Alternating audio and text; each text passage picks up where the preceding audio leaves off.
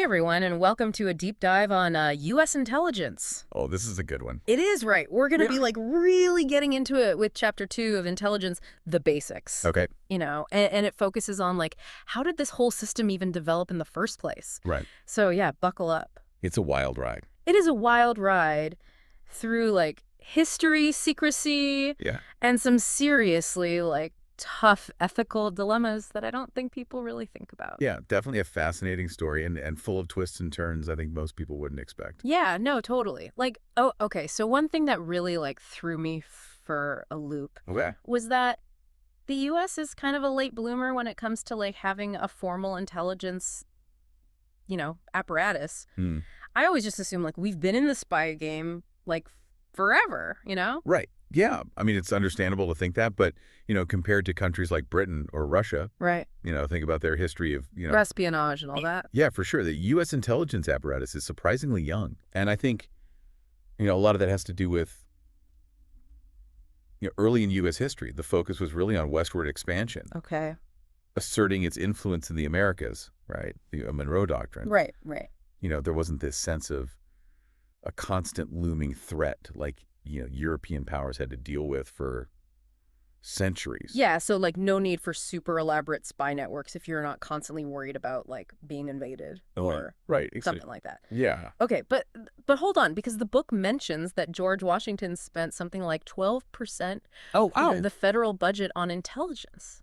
It's true. Uh-huh. It's a fascinating little tidbit there, right? Yeah. And I think that kind of highlights a really important point that, a lot of these early intelligence efforts were actually more focused on internal security and nation building. Okay. Right. So Washington's dealing with potential uprisings and Oh, so keeping the states unified. exactly, yeah, Yeah. maintaining unity among the states, Yeah. and, things like that. It wasn't really about foreign espionage in the way that we kind Yeah. of typically imagine it. Oh, so it was less James Bond and more keeping the young nation from falling apart. Exactly. Yeah. Okay. Okay. I mean, that's a great way to put it. And it really shows how, even in a democracy, intelligence can be a tool for both internal and external security. Right. But that inherent tension, Yeah. right, that balance between security and liberty, Right. that's a theme that we see pop up again and again throughout U.S. history. Oh yeah, for sure. And the book really highlights, that tension. It comes up with every major event, whether you're talking about the Alien and Sedition Acts way back when, or, more recently the Patriot Act. It's the U.S. is constantly grappling with how much freedom are we willing to sacrifice in the name of safety? Absolutely. And, think about some of the examples of the Japanese internment camps during World War II. Right. Or the FBI's surveillance of anti-war protesters during Vietnam. Oh, yeah. These are really stark reminders of how that balance can shift. Sometimes with, devastating consequences. Yeah, and it feels like in today's world, with all the data we generate online and everything, that tension is even more heightened. Yeah. Where do we draw the line, right? Right. How much surveillance is too much? It's a tough question. Yeah, it really is. And it's a question that each generation kind of has to wrestle with. And there are no easy answers, Right. It's really about weighing competing values and understanding, the risks, the trade-offs, and ultimately deciding, what kind of society we want to live in. It's deep stuff. It is.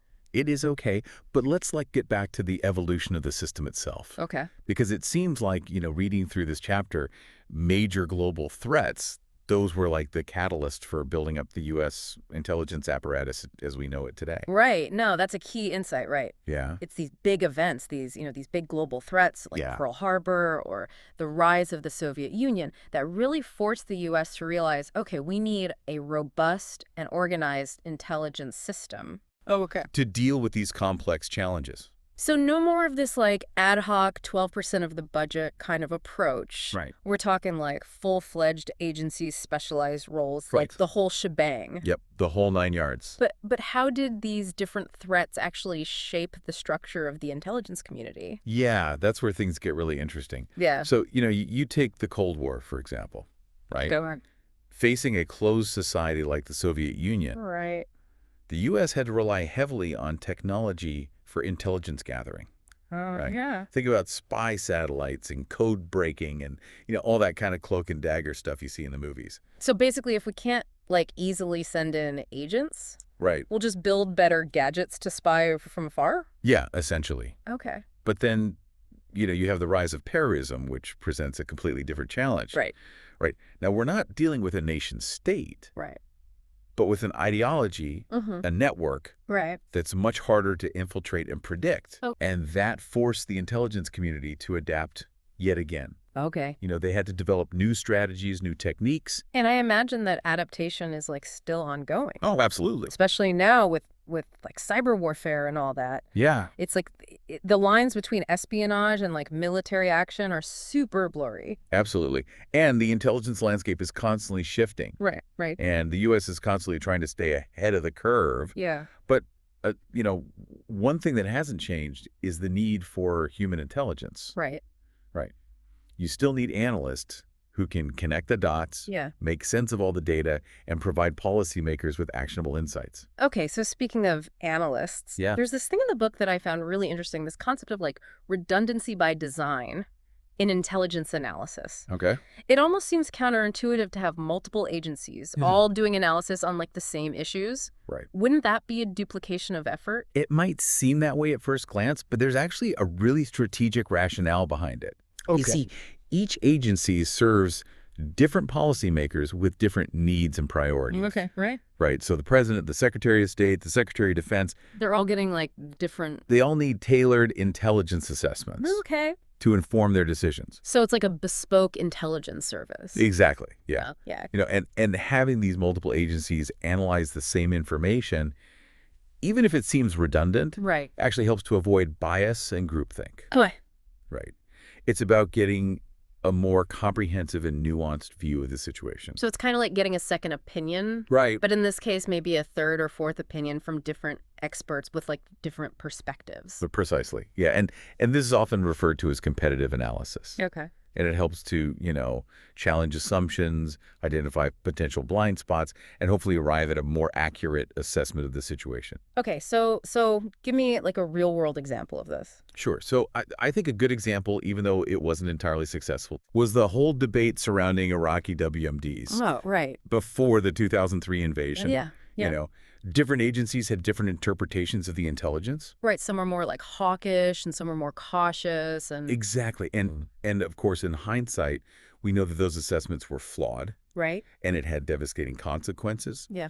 But I think that case study really highlights both the importance Okay. and the inherent challenges of this competitive analysis. Okay. It's about encouraging dissent, challenging the consensus, and being willing to admit when we're wrong. Which is a tough thing to do, It is. especially in a world where like the stakes are so high and Absolutely. decisions can have like life or death consequences. Yeah, and it kind of brings us to, one of the most controversial aspects of intelligence work, Okay.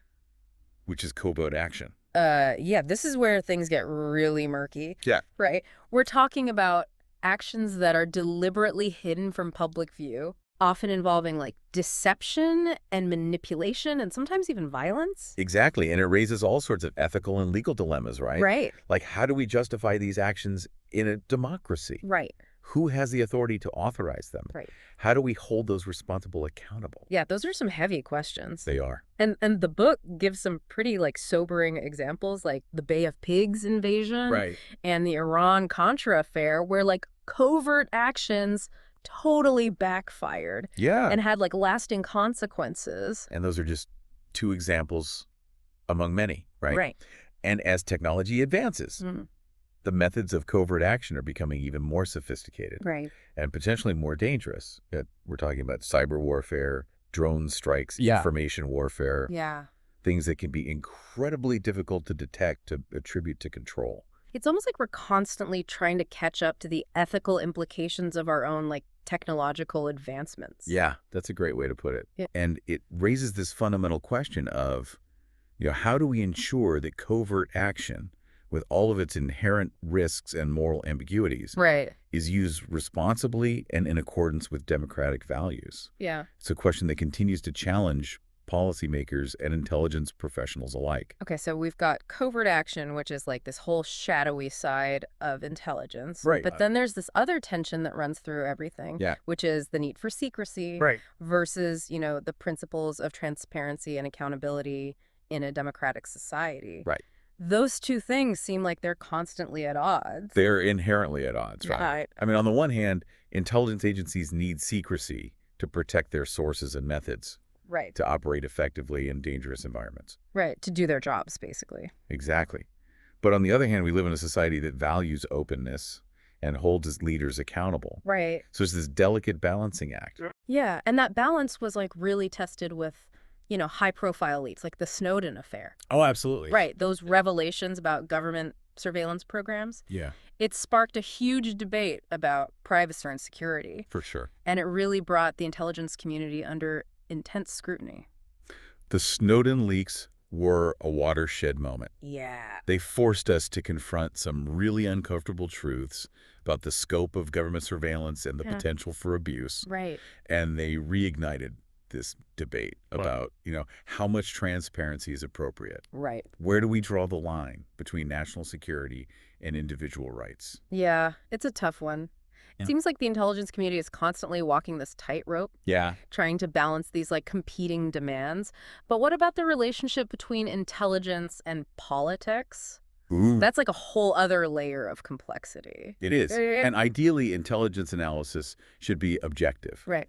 free from political influence. Yep. But in the real world, politics and intelligence are often intertwined, Right. sometimes in ways that can be problematic. And we see that throughout history, right? Oh, yeah. From the missile gap controversy in the 1960 election to accusations of intelligence being like manipulated to justify the Vietnam War. Right. There's this long history of tension and mistrust between policymakers and the intelligence community. And that tension continues to this day, Yeah. especially in our current political climate. Where trust in institutions is like at an all-time low. Yeah, where trust is low and partisan divisions are deep. Exactly. Right. So it's more important than ever for the intelligence community to maintain its independence, Okay. its objectivity, and provide policymakers with accurate and unbiased assessments, Right. even when those assessments might be unpopular or inconvenient. But how do we ensure that that happens? Yeah. How do we prevent intelligence from being politicized Yeah. or used to like advance partisan agendas? Right, well, that's where oversight and accountability come in. Right. Congress plays a crucial role in overseeing the intelligence community Okay. through its intelligence committees, through hearings and investigations. Okay. But it's not a perfect system. Right. And there are ongoing debates about how to strengthen that oversight without compromising the effectiveness of intelligence operations.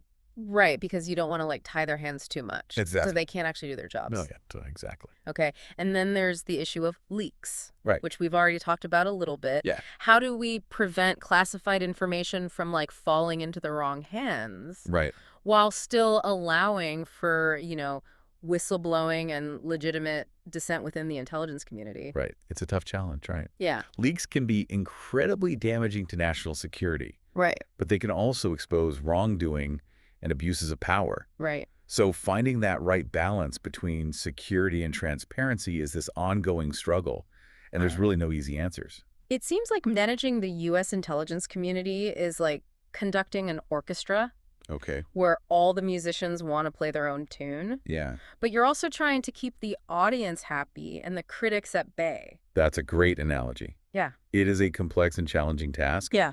And it requires strong leadership, clear communication, and a shared commitment to the values that underpin our democracy. Okay, so let's actually talk about those values and that leadership, Yep. because I think that's a good place to like transition into the next part of our conversation. No, it's good. So we kind of set the stage in the last part, about how the U.S. intelligence system wasn't always this big global thing. Right. Yeah. Like we were saying, it evolved over time. Right. And it was really driven by these like specific events and these challenges. Yeah. Major turning points. Right. And I mean, like, come on, Pearl Harbor, Oh, yeah. that's got to be like That's a big one. a huge turning point. Absolutely. It was before Pearl Harbor, Huh.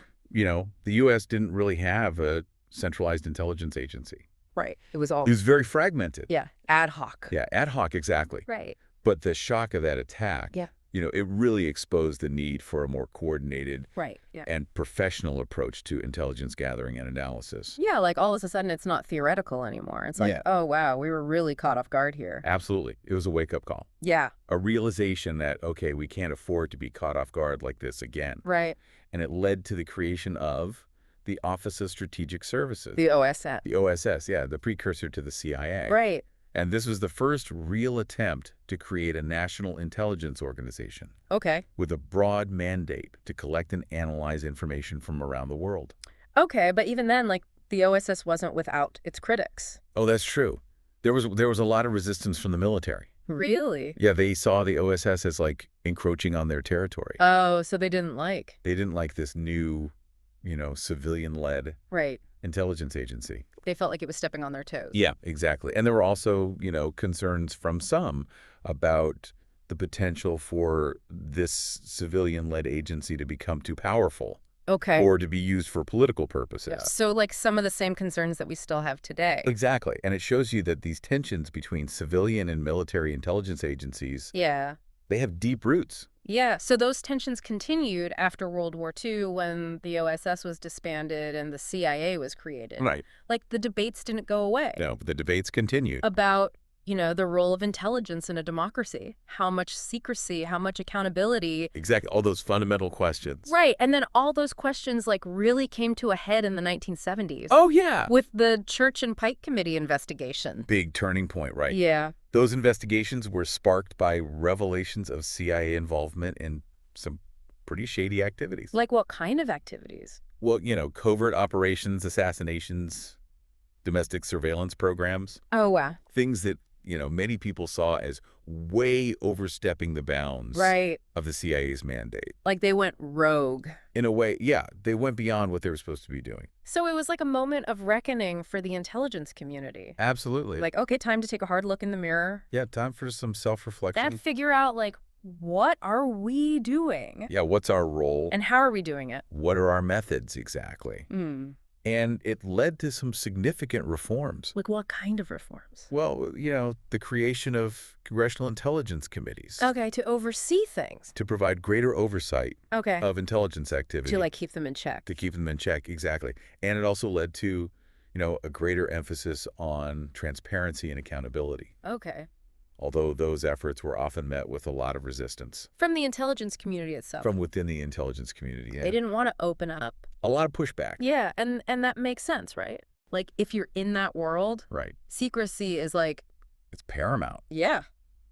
It's how you operate. Right, and that tension between the need for transparency right. and the need for secrecy... That never goes away. It's an ongoing struggle. Okay, so we've got the Church and Pike investigations. Right. Then fast forward a few decades. Yeah. 9/11 happens. Oh, yeah. And that, like, completely reshaped the intelligence landscape. Oh, without a doubt, 9/11 was a game changer. Right, and not in a good way. No, not at all. It exposed major intelligence failures. Right, not just like the failure to prevent the attacks, right, but also the failure to share information. Exactly, yeah, the lack of communication. Right. And coordination between different agencies. It's almost like the system itself was broken. There were definitely systemic problems. Yeah. And, in response to 9/11, there was this huge push to reform the intelligence community. Okay. Right? To make it more integrated, more agile, more responsive to the new threats posed by terrorism. Okay, so that's what led to the creation of the Director of National Intelligence. Exactly, the DNI. To DNI, right? Yeah, they were supposed to be like the quarterback for the intelligence community. Coordinating everything, making sure everyone's talking to each other. Coordinating the activities of the various agencies, making sure information was being shared effectively. Okay, but has the DNI actually solved the problems that led to 9/11?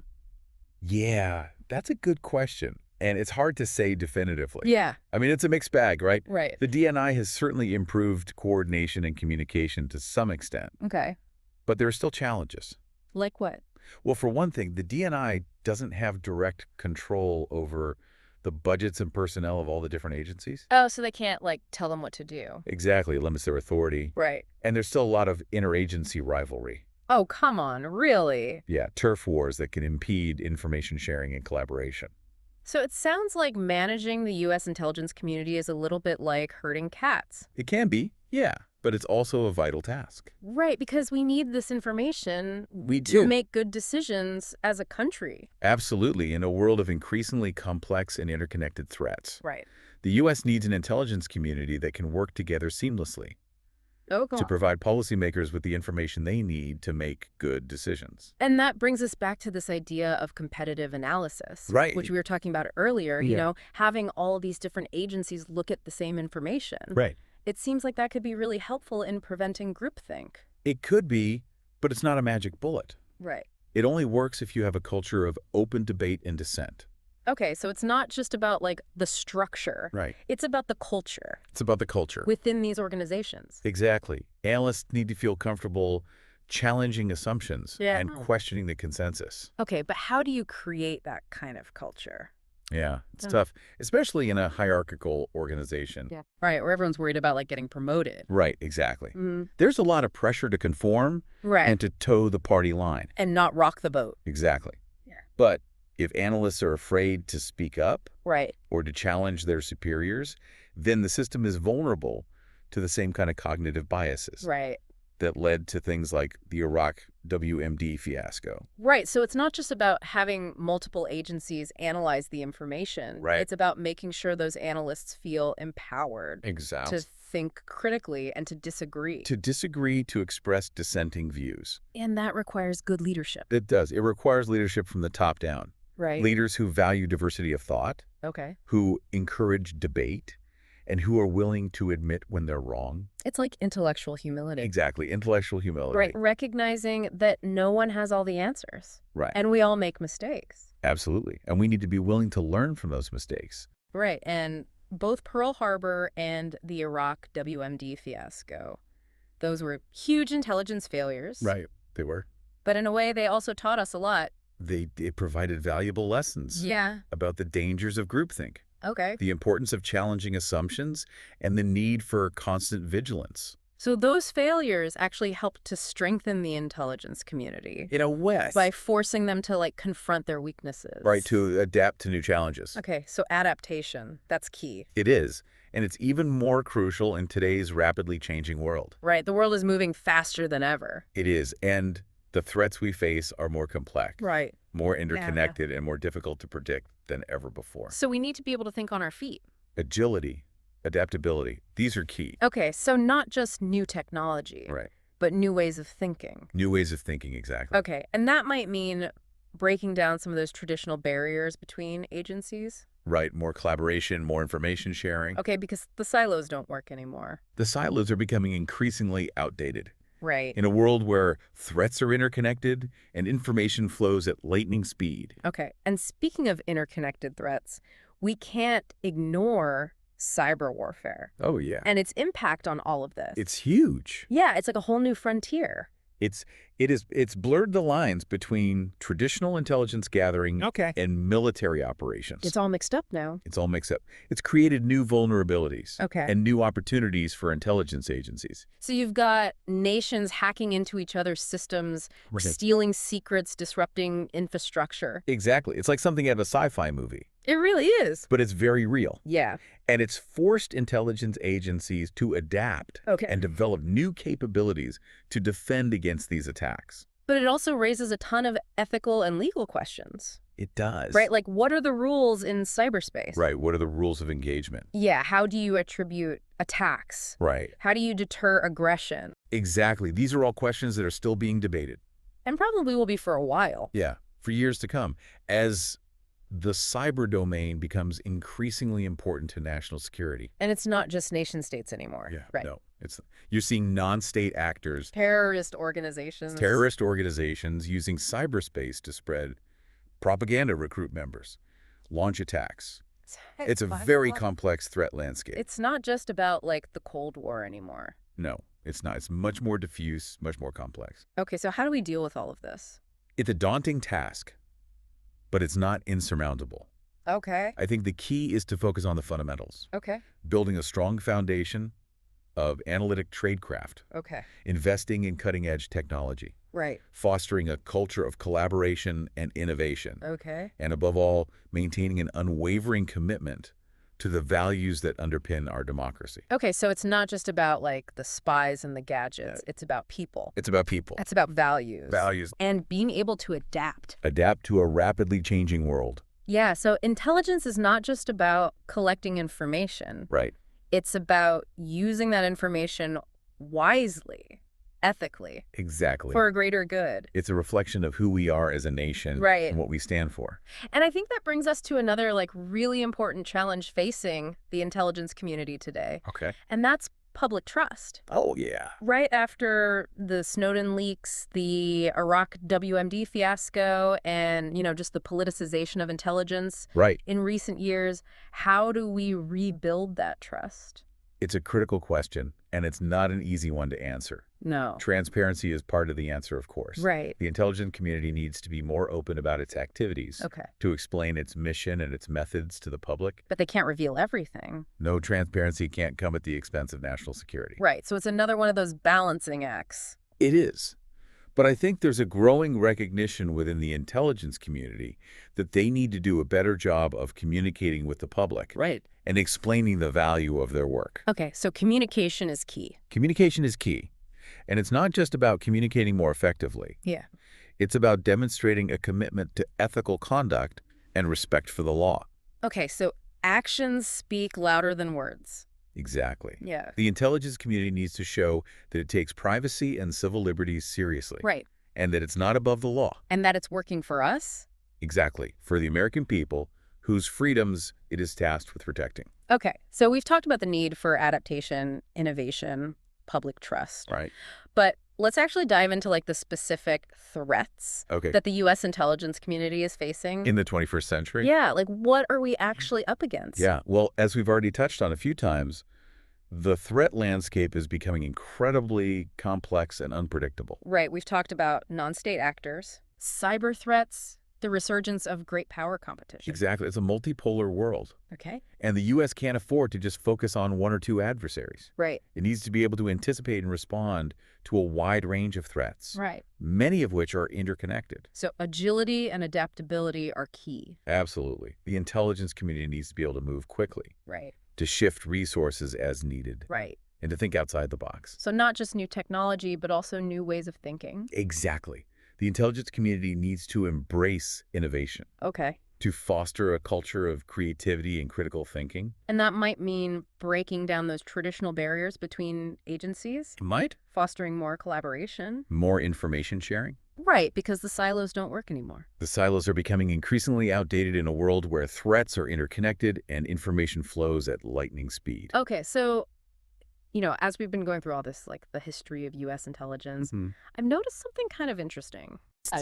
Like a pattern almost. All right, I'm listening. It seems like, these major events, right, whether they're successes or failures, they totally shape the system. Yeah. But then the reforms that we put in place to fix those problems, they sometimes end up contributing to future challenges. You've hit on a really important point. Yeah. It's like this feedback loop almost, where the solutions of yesterday become the problems of tomorrow. Exactly. Take Pearl Harbor. Okay. Huge intelligence failure. Right. It leads to the creation of a centralized intelligence system. Yeah. But then some people argue that very centralization contributed to the groupthink that led to the Iraq WMD fiasco. It's fascinating, isn't it? It is. And I think part of it, is just human nature. Okay. We tend to overcorrect, right? Right. We swing from one extreme to the other, trying to avoid the mistakes of the past. Right. But in doing so, we sometimes create new vulnerabilities. So how do we break out of that cycle?